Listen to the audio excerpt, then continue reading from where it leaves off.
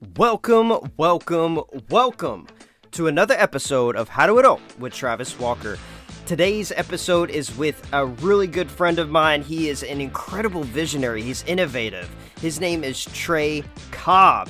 He shares all kinds of knowledge about small businesses, entrepreneurship, how to get started with your business, who should start businesses, who should not. We talk about a bunch of different things. And so this is definitely going to be an episode that you want to listen all the way through because it is truly incredible. It is truly informative. So get ready, buckle up. It's time to listen to the podcast. Before I get to the show, though, if you are interested in sponsoring an episode or sponsoring a season of my podcast, please reach out. Let's talk about it. I'd love to sponsor businesses that I believe in, that believe in me and believe in my podcast. And so I'd love to talk to you. I'd love to work with you. So with all that being said, y'all, let's get into the show and learn how to adult. All right, Trey, how are you doing? I'm doing well. How are you, man? I'm doing great. Welcome to the How to Adult with Travis Walker podcast. I'm really excited to talk to you today because I think we're going to give a lot of insight to how to approach the small business world because it's a weird world to be a part of. Yeah, and it's very different nowadays than what it used to. And I don't want to pull the COVID card on everything, but yeah, it's ever changing, just like technology, constantly pivoting. And so there's always something new to talk about. Oh yeah. Oh yeah. Well, that's a perfect way to segue into the show. But first, let's get to know who you are. Just tell me your name, your age, where you're at in terms of location, and then also I'd like to know what you do for work. So name, age, location, and job. Awesome. Yeah. So I'm Trey Cobb. So I currently work for a marketing firm down here in Lufkin, Texas. And I'm working as a graphic designer there. And so I am 24, graduated from University of Texas at Tyler with a marketing degree, and kind of started out doing nonprofit marketing and management. And then eventually during COVID and the lockdown, I taught myself graphic design. And so started doing some branding and doing some classes there. And now it's all history. I'm graphic design now. Nice. That is incredible and a really good skill to have, especially in the small business world. So I'm excited about this, and I think it's really important. So I want to start off with diving a little bit deeper into your experience, specifically with small business. So what is your experience with small business and entrepreneurship? Are you a small business owner, or do you work with small businesses frequently? What is your experience with it? So it probably when I first started getting involved with small businesses was probably about I want to say about 2 or 3 years ago. I started working for a nonprofit where all we did was basically help people start their own small businesses. So I was the executive director of a makerspace based out of Tyler, Texas. And all we did was provide the equipment, the training, teaching, any mentorship that people may need for a small fee of a membership. And so they would be able to come in, start their own businesses, and have full creative rights, as well as get the resources they may need to start the business. And so we worked with people who were content creators, as well as podcasters, all the way to people who were creating their own products and prototyping on 3D printers. Even taught like wood shop and other things like that. We had people building up their own Etsy shops, e-commerce websites, all sorts of stuff. So my experience is pretty wide variety. But then my own personal experience has been through I started a fishing company. So I made apparel as well as baits, lures, equipment for fishing, and then kind of developed into logo design, apparel design, and as well as package design. So, Wow. That's super wide ranging, and it's great to hear about your business and what you've built as a small business owner. Is there any at the Tyler Innovation? What was the last one? Tyler Innovation. So Tyler Innovation Pipeline. Yeah. Okay, Pipeline. What were some of the most notable things, or something that you're like most proud of that you helped somebody accomplish? Is there anything that we can touch on? Yeah. So I know that they kind of market. They kind of market this one member pretty heavily just because he's kind of one of those big success stories.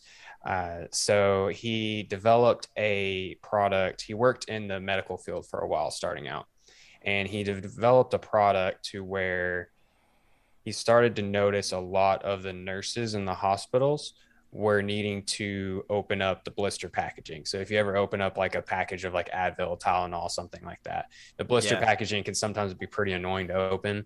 And even sometimes Right. you can like crush the pill or something like that in the process. And so what was cool was he created something that could punch those pills out of the package without crushing the pill. And he even eventually developed it to where he could do gel capsules without popping the gel capsules, and then also doing it with a material ABS, which is basically just an antimicrobial 3D printing material. And so he ended up using that. And so then it became medically approved. And then he went through, we kind of met with him with some 3D printing manufacturers. And so he was able to get a utility patent on that. And then eventually now I think he's working on mass producing it or even licensing it out to hospitals so the Wow. nurses can use them. So That is incredible. What a great origin story. Oh my gosh. So zooming out a little bit from Tyler, Texas, what are some of the trends that you're seeing in terms of small business, in terms of entrepreneurship? What are the trends that you're seeing? You mentioned COVID earlier. I'm wondering if you have any trends that have come out of that special time that we all love and adore. I think, I mean, just off the top of my mind, the first thing is people are getting a lot more professional with their content. I Ooh, think that the bar has gotten a lot higher as far as professionals going out and making content. I mean, if you think back, like when we were kids, when like YouTube was starting to get big and everything, the oh yeah, videos that were going viral were so dumb. They're like so yeah, dumb and so small, low quality compared to the technology at the time. And now, I mean, you see these 12-year-olds doing like live streams and it's a full blown production. And right. so I think overall, any professionals or anybody with a small business, if they haven't started that content game at least before COVID, they are now. Yeah, Because I mean they were made to. I mean, you look at a lot of restaurants now, you can book on Google listings for restaurants to a wait list or anything like that. And they continued that after COVID now. And so I think that there's overall the content game and then going digital, a lot of companies were just forced to, or they were going to shut down completely. oh So I yeah. think that's probably the major one that I can think of, that's kind of across all industries. Oh yeah, yeah. I totally agree. I think going digital was a big thing that almost every business had to do if they wanted to survive. And I think that there also had to be a certain amount of convenience infused into the business model because COVID really showed a lot of businesses that our customers aren't willing to be inconvenienced anymore. We're going to have to do something that makes it easier on them. Have you seen that as well, or am I projecting that? No, that's definitely the case. It's kind of funny because now I'll go to a restaurant and I don't want to wait for like a table or anything like that. It's kind of like I want to go ahead and put it on the phone, make sure like I'm on the list, ready to go, and Oh then yeah. once when I show up, I go ahead and grab my table. And so, restaurants is easy to use as an example because that's kind of what mainly changed, at least in our area, at least in my area of East Texas. And so, but yeah, I mean, I would completely agree with that, and I think that also now we're just more hyper aware about being in rooms with a lot of people. Now we're Hmm. like, oh dang, well like now we can get sick from this or this. Just we're more hyper aware about hygiene. We're more hyper aware about being around people, and so businesses are having to pivot with that as well. So So when we think about a new business owner, somebody that's starting out their business today, how does this conversation factor into their business planning? What should be their first step? We're thinking about the digital age. We're thinking about convenience factors. We're thinking about the impacts of COVID and how people view germs. How should a small business owner that's getting started out today? How should they think about these conversations? well, I mean, honestly, I would even take a step back if somebody's going to be trying to come forward and start their own business. I would just kind of focus on like what the fundamentals of the business are going to be, and Mm, then as those things come, you'll cross that bridge when you get there. Because I think that a lot of people will over prepare And as they're over preparing, they never actually get anything done. And Mm, so that's the case with a lot of businesses is you just got to take that first step and start the business. And there's a quote by there's a quote by Damon John, one of the Shark Tank guys. yeah, He wrote yeah. Power of Broke book as well. So he has a quote saying that like basically you won't ever be ready to start. You won't ever fully be ready. And so business owners won't ever be fully prepared for everything. There's going to be times where, oh, well, you didn't have an extra policy here, so you're going to have to eat the butt end of an invoice, or you didn't have this extra clause, or you didn't have this extra preparation to cover yourself or your business, and you'll have to recover from that. But I think that a lot of the times people try to be fully prepared for a long time, and then they end up using that as a crutch. And so I Right. think if you go ahead and sit down, you write down your mission statement, you write out your business plan, you start focusing on what you are providing to the consumer or to the business, depending on what type of business that you're wanting to start, then I think the rest will kind of fall into place. Yeah, yeah, absolutely. I totally agree because even thinking about the second season of the podcast, I was really just kicking the can down the road for so long, and then I started scheduling people, and that first step of just scheduling these interviews, it really propels you forward. So take that first step because it's going to propel you forward, and those things that are going to have to work out, they're gonna have to be worked out, but can be worked out down the road. They don't have to be worked out before you even scheduled an interview. So I completely agree. And you mentioned a mission statement. I'm interested in this, and what your view of mission statement and vision. What role does that play in a small business? Because I think a lot of small business owners are just like, I got to get started. I don't have time to do a mission statement. It doesn't matter. People don't care about my mission statement. I'm a small Oh, that's business. yeah, no, that's definitely Go not true. off. So Let's go. that's oh yeah, I'm about to get fired up over that, man. So a mission statement is going to be I guess, the life force of your entire business. That's going to be what once when you get large enough to hire employees, that's what your employees are going to see as building the foundation of your culture. That's your mission statement's also going to be the expectation of your clientele. So your clients are going to see that mission statement and expect what you're bringing to the table. Mission statements also keep you in line. I think a lot of times when you don't have a mission statement, you don't have a concise business plan or executive clause, whatever form of business that you're trying to build. If you don't have that, then you try to be something for everybody, and then you start Mm, to spread yourself thin. And so it's extremely important to go ahead and make something that's concise, specific to what you're trying to do, but then also inspirational to yourself. So, yeah, I love that. And you kind of hinted at the concept of niching, right? My podcast isn't for everyone. It's not for a 12-year-old trying to get through middle school, right? It's for adults learning how to adult. Your yeah, yeah. fishing company is for people that enjoy fishing. It's not for people who enjoy shopping at the mall on the weekend, right? So I totally agree. And I think that you have to figure out what your niche is and don't overcomplicate it. I think when people approach niching, they overcomplicate it and then they default to I'm going to serve everyone, which can be dangerous. Why is it dangerous to do that? Well, you start spreading yourself thin. Yeah. It takes time. It takes personal investment as well. It takes monetary investment to provide multiple services. And so what tends to happen is if you don't have a precise mission statement and you don't serve a specific demographic and you don't try to niche down like you mentioned, then you start getting, I guess, like neck deep in everything that Yeah. you're trying to do.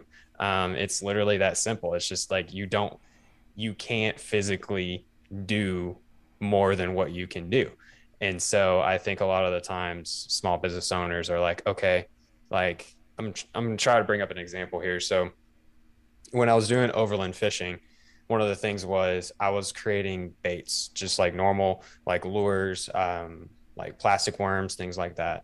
And Yeah. so I had my set molds and like set ones that I was making that like the industry needed. So like Mm-hmm. maybe like a wacky worm, and then maybe like a long worm. So those are things that like fishermen are going to want typically. But then I started venturing out a little bit and started making custom ones, things that are going to be specific to overland. That was always part of my mission, was to create something unique and special for the Right. fishing industry. And so, but then I had some people come up and they're like, hey, since you're creating your own custom worms, could you start selling custom worms if I want this, this, and this? So Mm. then I was like, okay, because the money is immediately in front of me and because the offer is immediately here, okay, I'll go ahead and take that and make a special case for somebody. Mm-hmm. But then you make a special case for one person, you got to start making a special case for another because he told his buddy. And the fishing industry is very word of mouth. So, I Right. mean, if they're catching it on one thing, half the lake's going to know about it in a week. So it became very labor intensive because I was not prepared to do custom lures. I was just Right. doing that for one specific person. And so I think that that's the case for a lot of business owners because they see the money right then and there. Oh But yeah. does that follow your mission statement? Does that follow directly what your business does? Because then Mm. otherwise you're going to also put your employees in tough situations in the future too. Wow, that's a great example. That's a fantastic example. I think it's a really important concept in business that not enough people talk about is that you have to say no to good ideas sometimes. Oh yeah. It's a fundamental principle of business that not enough people talk about. You have to say no to good ideas because if you say yes to every good idea, you won't have a business because you'll be trying to do too many things, and I think that's exactly what we're talking about.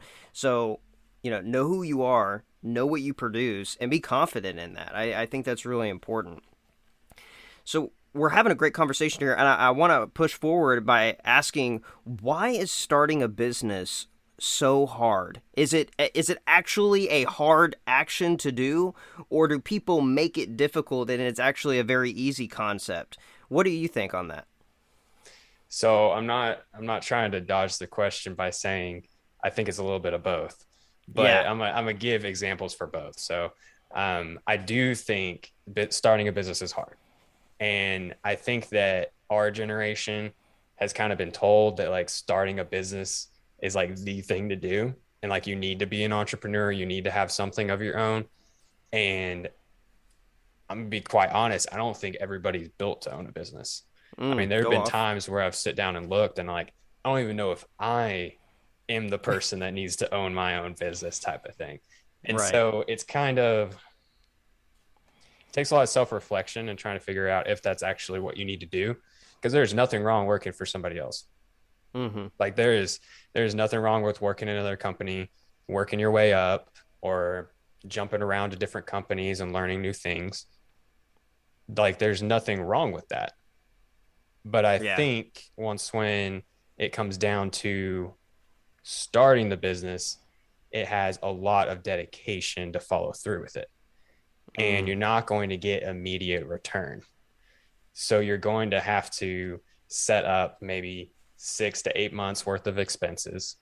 You're going to have to save up for your initial loan. You're going to have to Yeah. save up for any type of equipment or overhead. And so it's a pretty large commitment to try to jump into something. And so yeah, it is difficult. On the flip Yeah. side, I think people do make it harder than what it needs to be because I Right. think that they try to dive into the flashy things. Like they try to Mm-hmm. dive into, okay, well, let's go ahead and hire somebody to make like this brand new spanking website. When a lot of the times the industry that they get into, they don't necessarily need a website immediately. They can Right. maybe wait and do that later, or they just need a landing page, which is just like a one-time fee instead of having to manage an entire website. And Mm-hmm. so I think people do make it harder than it needs to be as well. Yeah, and you dropped so much that I want to unpack, and I think that one of the first things that I want to unpack is that it is dedication to start a business, and sometimes you don't see the fruit, right? What a lot of people don't understand, even about this podcast, is that this podcast is not profitable. I lose money every month producing this podcast and making sure that it is available to the people that listen to it. Every month I'm losing money, but it doesn't matter because I believe in the podcast and my heart is in the podcast. So I think that is a really important thing to note is that if your heart's in it and you're dedicated to it, you may lose money for a little while, but eventually, when you continue to put forth your effort, it will bear fruit at some point. It's a matter of how dedicated are you, and are you improving yourself? Is the podcast getting better episode over episode? I hope so. So I think that's really important to note as well. Do you have any thoughts on that? Yeah, I definitely think that it's kind of expected that, I mean, you make your first dollar, and so you're going to kind of get that high off of that, and that's going to give you some momentum, and definitely push with that momentum. Once when you do get momentum, don't stop everything. Even once when you're still not making enough money for what your overhead is, if you have momentum, you need to push with momentum, because you never know how long it's going to be until you get that back. And so there's seasons to life as well as there's seasons to businesses. And so if you do get that early on, then go ahead and push for it. But majority of the time, I feel like a lot of people don't make a profit for the first like 2, maybe 3 years. Depends Oh on how yeah. much overhead that you're having to get starting out, how large the loans are, how profitable each item is, things like that. And so I think that should be expected when going into it. I also think that you shouldn't be afraid to not get that extra income coming in. Um, I know that starting a business, typically you want to start it as like a side hustle Yeah. before, and they have like a day job or something like that. And then eventually they'll come in and do that full time. And I think that that's important to kind of test the waters. Don't drop everything immediately, go take out a loan and start a business. That does happen to people. And I think that you should just be careful and know that this is your passion and this is actually what you want to do before you go all in on it. But but I do think that there is a time where if you have a side hustle and you're wanting to develop it into a business, but you're afraid that you're not going to make enough money or you're not going to be able to pay your bills or anything like that, then I do think that there's a time to where you just have to, I mean, you just got to grow a pair and get out there and get it done. I Yes. think I've met a lot of people who are just like, I I work a day job and I have, this is me speaking about myself too, actually. So you Yeah. have a day job and then you have like a side hustle and everything and you love doing it and you just want it to be, you want it to be your job. You want it to grow into a business. This is exactly what you want to do. But you hold on to the responsibilities of you got to like pay your bills and you have to have a steady job, even though your side hustle may start being profitable. Mm. Well, some people just don't want to make that switch, and it's tough. It I mean, is. it's literal fear. I mean, it's fear of like, are you gonna keep the lights on? Are you gonna keep the family fed? Things like that. And I think at the end of the day, if that's truly what you're wanting to do, and you're passionate about it, and it's already partially profitable, um, I think as long as you don't have a lot of large responsibilities, I Hmm. really do believe people just need to make that jump. Yeah. Wow. I completely agree with everything that you just said, and you hinted earlier that not everyone in our society is built to own a business. And so I'd like to dive into kind of what you meant by that in terms of the positive things that if you see this in yourself, maybe you should start a business, and also the more critical things of if you're doing this, then you probably should not own a business because you're kind of setting yourself up to fail. I kind of would like to approach who should be or and should not be owning a business right now. What do you think?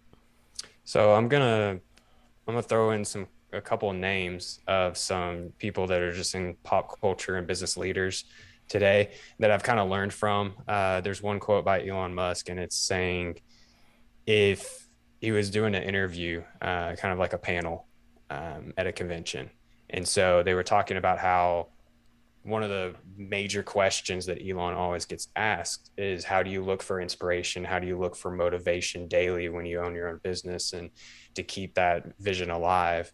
And it was funny because Elon was like, if you have to seek outward motivation and outward inspiration to keep your vision alive, then maybe you shouldn't be a business owner. Oof. And the point he was trying to make, I mean, that sounds so harsh, but the point he was trying to make is if you have to consistently look for inspiration outside of what you're doing, then maybe your vision isn't as strong as you truly believe it is. Mm. And so so I think that's somebody that doesn't need to own their own business or just doesn't need to own it at our age. I mean, we're like in our 20s. Like we got Yeah. plenty of time in our career. So I mean, we can start a business later on at the tail end of our career and it'd be completely fine. You don't have to be young 20s millionaire to become a millionaire later on in your life. So Sure. I think that there's a lot of learning that needs to happen before you start a business if you're having to look for inspiration outside. Yeah. Yeah. So that's a great critical example of maybe someone who should not own their own business. Do you Yeah. have kind of a thought on the top of your head on someone that maybe should own their own business? What is your thought there? So I think people who should start their own business is people who maybe in the past have kind of like butt heads with managers. People who in the past have always seen always seen opportunities. So I've always been able to pick out opportunities and trends in the business world. Specifically, if somebody sees a need or a problem that needs to be solved, or Mm, they find a simple way to solve a problem, then I definitely think that they need to hop on that immediately. A good example of this is like so with business communication. Have you mm-hmm. ever used the app Slack? Yes. Yes, I love Slack. So we use it. We use it at our job, and so we also used it for the fraternity in college and stuff too. But Oh yeah. so yeah, we use Slack, and you're able to create different channels and communicate. But then you can also have private channels, private messaging, and then you can integrate apps. So Slack was a perfect example of a lot of people were just communicating in the business world through email, Yeah. just email, and 9 times out of 10, somebody's going to click reply all and throw off the entire email stream. And then you have to like scroll through everything from Don't everybody be who's that replied to person. it. Reply all is the death of me, I tell you, man. Don't do it. Terrible. It's terrible. I hate it. Um, but yeah, for this example, Slack came in was like, what if you just had a continual chat group, but then also it was searchable, but then also you could build in hashtags into it for your conversations. And so they found a simple way to solve a really big problem in the business world.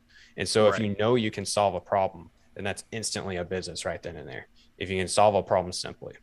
And so I think if you can do that, then definitely start the business right here now. Yeah. I think another good example is if you're a very self-driven individual and you never need anybody to tell you to get something done, then you probably have the personality to start your own business as well. I love that. I love that. I also look at it as the double D, and it's not what you're thinking. It's discipline and dedication. I Oh yeah. think that if you have the discipline to do what you're dreaming of doing, then that's a great quality to have. If you are dedicated to the cause that your solution gives to the world, then that is a great quality to have. If you don't have these things, then it's going to be very difficult, right? If I didn't have the discipline to schedule these interviews and then have these interviews and then post these interviews and then market them, then I shouldn't do it at all, right? And so and be dedicated at that, right? I have a job. I have two infants now, but I still am dedicated and have discipline to execute this podcast. And so I think that those are important qualities as well. There's just a lot. Can you think of any businesses that you see out in the world that maybe shouldn't be businesses? That's an interesting question. Do you see businesses that shouldn't be businesses? Oh man. Yeah, I I won't say shouldn't be businesses just because if they are businesses right now and they're running, then that means that they are solving a need. Fair Um, enough. but I will kind of rephrase the question a little bit by saying instead of shouldn't be businesses, surprised that they are businesses. Um, Perfect.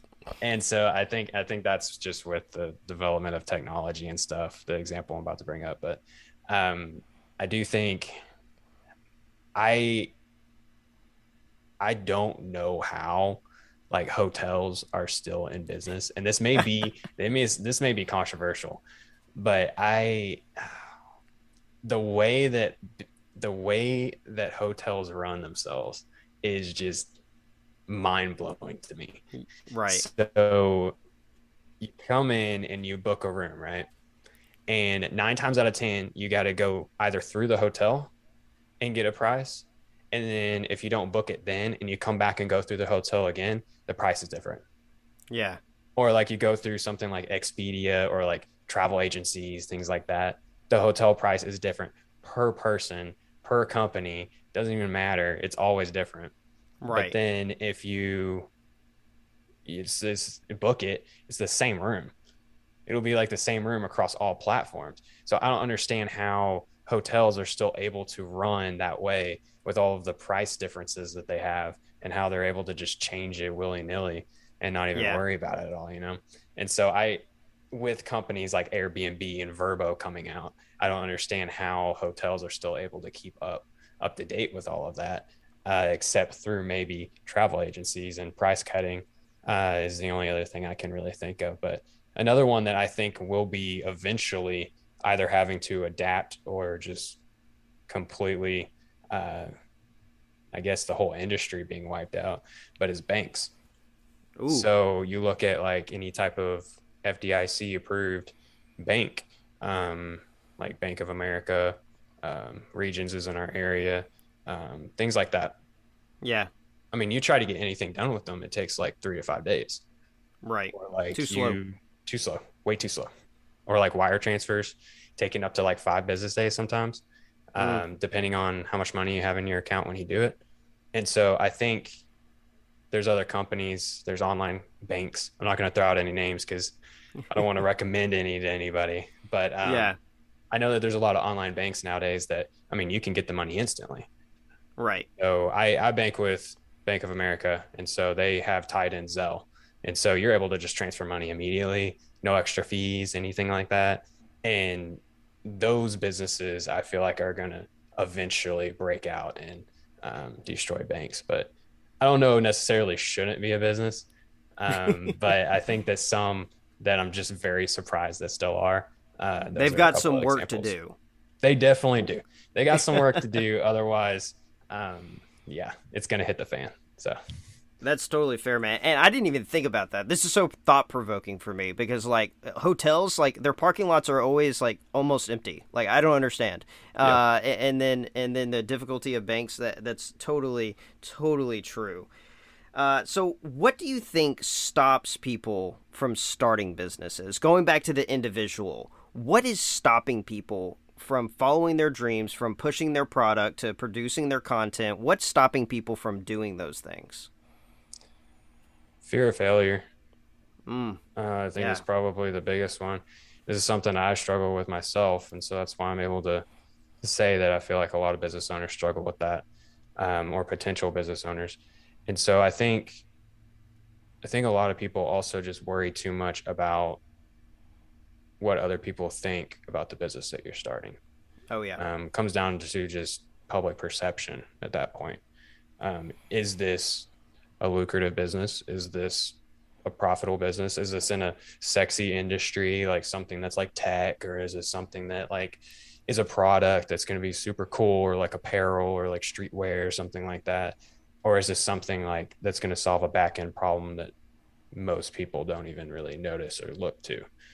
And so I think fear of failing is probably the number one reason why people don't, because they don't want to put money into it and then not get their money immediately back out. Right. And so to that, I will say there's always going to be a learning opportunity through failure. And so if you do fail, 9 times out of 10, you're not going to repeat that. Maybe you'll fail in a different way, but at least you didn't fail the same way you did the first time. And Right. so I have started businesses in the past. A couple of them have failed, and it was either because of myself or it was um, outside activities or other businesses opening that put me out. things like Right. that were outside of my control. And so at the end of the day, I have to come back and look and see what I did wrong and then reassess and then retry. Yeah, absolutely. A question that just kind of popped up to my head as you were speaking was, the debate between people that can handle risk and people that are risk averse. Can a risk averse person comfortably, start a business, or is it like anxiety central? Or I don't know. I'm interested in your thought process in terms of risk averse people starting businesses. I feel like it would be very tough. I feel I think like so it, too. yeah, I feel like it would. Now, I don't know of anybody who is risk averse that has started their own business. So that might say something there. But I mean, starting a business as a whole is a very tough thing, like we mentioned before. And so, I mean, it's one giant risk that you're just maintaining every day. Yeah. It's one giant risk that you're trying to make sure that your brand keeps up to date, that everybody looks at it as being a legit, fundamental part of the industry. Um, Things like that, that is all just a giant risk. I mean, what is it? The most riskiest industry to get into in America is like the restaurant industry. I buy that. And so it's like more, um, more like restaurants, small restaurants close than like any other business. And so I think, but still more and more people open restaurants. It's because people Hmm. are willing to go out there and take the risk. And if you're not, then I mean, I just don't feel like they would ever take that first step and do it. I think the risk averse people would actually be the people who are sitting there trying to over prepare and always be like, all right, now's the time. I'm ready to start this business, but they won't ever get to that point. Right. Way to circle back to the beginning. Wow. That was really good. You might need a podcast. So how do you think imposter syndrome factors into our conversation? I know that this is something that I think about frequently, even starting with season 2, thinking about do I really need to have a season 2? Should I put this dream to bed, or should I put it together and do it again? So I'm interested. How does imposter syndrome factor into this conversation of starting businesses? Well, first off, don't second guess your podcast because I love it. So keep it up. So Thank don't you. second guess that. All right. I've been listening to all of them. They're solid. I Thank think you. I actually made a post on LinkedIn this last week um, about imposter syndrome. And so, in order to combat imposter syndrome, it really starts with setting really small goals and then celebrating the victories that you're having in those. Like we mentioned before, just taking that first step and getting the momentum of just acting. I mean, it's like if you go to a gym, going to the gym the first time is the hardest time. But Mm-hmm. then if you continually go, it becomes a habit and you create momentum for yourself there. And so I think with imposter syndrome, if you're able to bring a lot of your goals and your aspirations back, reel them back a little bit. You can have your long-term goals, you can have your dreams, but you need to bring back into achievable goals first, achievable short-term goals. Once when you're able to complete those, celebrate those victories, allow for yourself to celebrate them. Don't be hard on yourself if you fail 2 or 3 of them. If you won, if you were like victorious in like 2 or 3 of the goals. And Yeah. so I think it's important if you're able to do that, then you're able to come back and reassess and you're like, okay, I can achieve this, then I can achieve something a little bit bigger and a little bit bigger and just have that incremental growth. Um, I think will kind of overcome that imposter syndrome, but I don't think you'll ever get over it either. I mean, it's something Yeah. that you'll continually struggle with because you always feel like you need to be at that next step, be a little bit more professional, maybe get that higher end camera, maybe get a better editor, something like that. And so I think it's something you'll continually struggle with, but to start with, it's going to take those small achievable goals and then allow yourself to celebrate. Yeah, maybe not recording the podcast in my closet. Yeah, absolutely. I'm just kidding. No, I love what you just said, because if I want to have the largest, most successful self help how to adult podcast, that doesn't just happen, right? And you should dial these things back into daily actions, right? Yep. I'm not recording a podcast every day, right? But I could make a post. I could design a post every day. I could even post every day.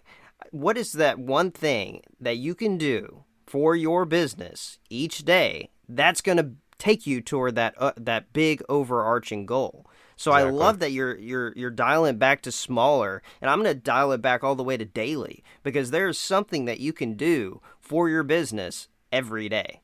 It just Mhm. depends on, are you thinking about it? Are you going to do, and do you have the willingness, the discipline to do it? Yeah, and I think with podcasting, this will be a good example.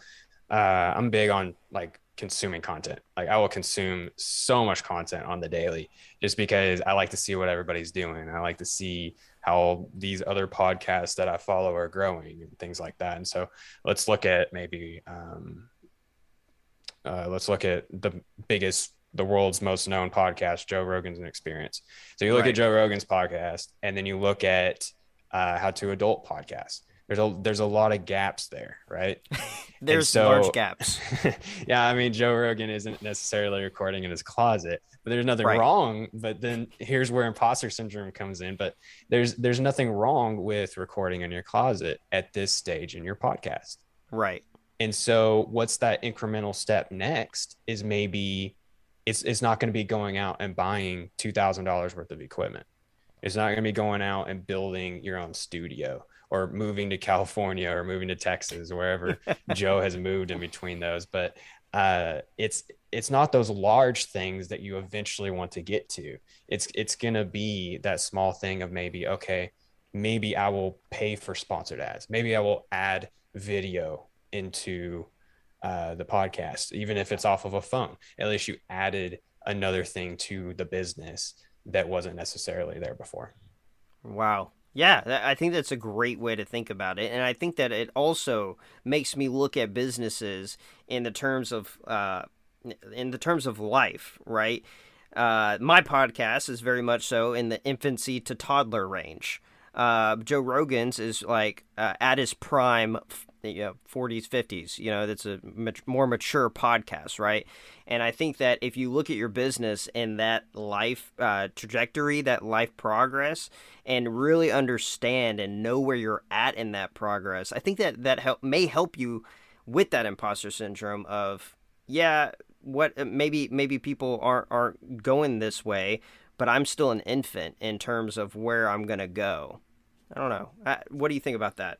Yeah, especially in a creative field. So like podcasting, content creation, and then myself in the graphic design world. It's really tough because I want to go make logos. I want to go make something big and bright and be on the side of a building or be on a large Fortune 500 company. Like that would be Yeah. awesome. But I'm not going to go out and get that contract now, even though I may look at it and think that, wow, the work that they're doing is just incredible, like mind blowing. I could never be at that point. I'm not at that point. But at the end of the day, if you're comparing yourself to what yourself was yesterday and you're growing, then that's already a victory in and of itself. Yeah. At the end of the day, you have to compare yourself to what you were. Some people will start out ahead of you. Like talent is always a adverse variable when it comes to business, and some people may start out ahead.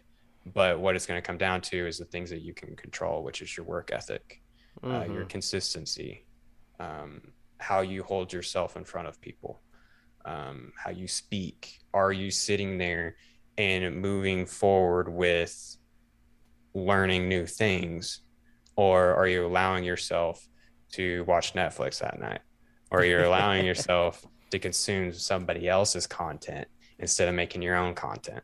It's Oof. important to do research, of course, and consume a little bit so you can learn and keep up with trends and things like that.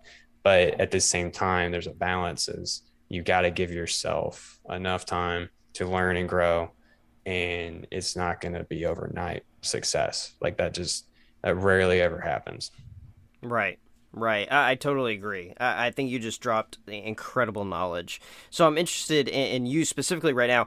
What businesses are on the horizon for you, or what is your current business that is in your lap right now that you're working on? I'm interested in kind of what you're working on, what we can learn from you and your current state. Yeah. So you kind of mentioned it earlier. So I'm starting a podcast. Just Yes. because I've coached, I don't know, I've probably coached 30 to 40 people on podcasting, Yeah. and I've coached them on how to create their own, how to focus on one vision, how to get a good album cover, distributing cross directories, marketing it, all that good stuff. Yeah. And I've just never sat down and done one for myself. So I'm finally going to do it. Yes. So I'm kind of I call myself or compare myself to like a landscaper, where a landscaper's yard is always kind of the least tidy yard, because at the end of the day, he doesn't want to do his own because he's done everybody Right. else's. So I think that's Right. kind of been my own brand and everything like that. And so podcast is on the horizon, probably here in the next month or two. At the time of this recording, probably in the next month or two from this episode. But then also, I've always done freelance design, logo design, and branding consulting on the side. And Yeah. so I've done that for about 2 years now. And finally, I'm sitting down and starting an LLC and starting it to an official business. And so hopefully I'll be able to build that up and do some more consulting on the side as well. So Amen. Well, that's incredible. You're just a busy man. And as you're talking about your podcast, it reminded me of a podcast that I listen to that I think is really good. Maybe you know it. It's The Rebel Entrepreneur by Alan Donegan. Yep. Yeah, so he's incredible, and what he does is he does live coaching on his podcast. And so, as you're talking about, you've coached a lot of people. Maybe live coaching is part of your episode streams. I don't know, but Not a that's bad incredible. idea. Not a bad idea at all. That's what I'm here for, right? That's what I'm here for. So that's awesome. Well, I'm interested. Is there any closing notes that you want to touch on that we need to know about small businesses, entrepreneurship? What do we need to know as we're going out at the end of this episode? Yeah, I think doing maybe a little short recap over some of the things that we talked about would be valuable to y'all's listeners. But I think one of them is, of course, it's going to take you making that risk and doing the first step, focusing on what you can do today and not worrying about where you want to be 5-10 years from now. Always keep that in the back of your mind when you come write down your mission statement, when you write down your vision statement, anything else towards your business plan. Always have that in mind. But your actionable short-term goals are the ones that you're going to be able to achieve. So following that is that always know where you're at is not where you're going to be in the future. So allow for yourself to have a little room to maybe have a cough or a sneeze in the middle of the podcast, or maybe Yes. have a missed order or a not well-written policy for your business. Allow for those things to happen. Don't allow, actually, that was poorly said, but don't allow for them to happen, but don't beat yourself up if it does happen. Allow Right. for yourself to get back into it, focus on what the issue was and solve it.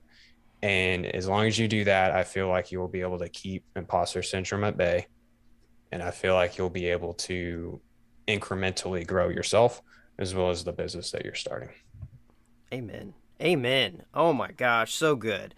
So good. So Trey, people are gonna want to know you further. So where can we find you? Where do you want people to go? Do you want people to go find you on LinkedIn? Where should people go find you?